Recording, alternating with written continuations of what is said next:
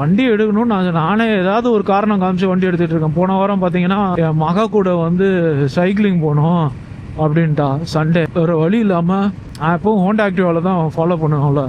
எதுக்குன்னா அவளுக்கு வழியே தெரியாது, இப்படி திரும்ப அப்படி திரும்ப. அப்புறம் வந்து இப்போ அவள் அப்படி போகிறாள்ல, அது அவளுக்கு சப்போர்ட் பண்ணுறதுக்காக நான் கூட போயிருந்தேன். அப்போ பார்த்தீங்கன்னா ஹிமாலயனை இந்த வண்டியை தூக்கிட்டு, இவ்வளோ வெயிட்டான வண்டியை தூக்கிட்டு போனேன். போய் நான் பாட்டுக்கு ஸ்லோ ஸ்பீடில் க்ரூஸ் கண்ட்ரோல் 30 கிலோமீட்டர் ஸ்பீடில் க்ரூஸ் கண்ட்ரோல் போட்டு அப்படியே ஜாலியாக உட்காந்தேன் பாருங்க.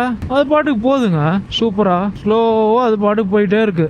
35 கிலோமீட்டர் ஸ்பீடில் வந்து நம்ம பாட்டுக்கு க்ரூஸ் ஆன் பண்ணி விட்டோம்னு வச்சுக்கோங்க. என் மக போயிட்டே இருப்பா முன்னாடி, நான் பாட்டுக்கு பின்னாடி அப்படியே ஸ்லோவாக.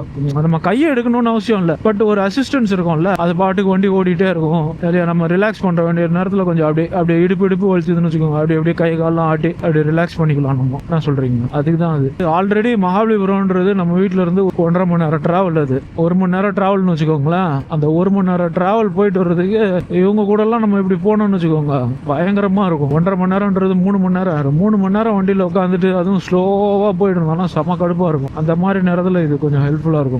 அதுக்கு தான் ஸ்லோ ஸ்பீடில் போய் அதை ட்ரை பண்ணேன்.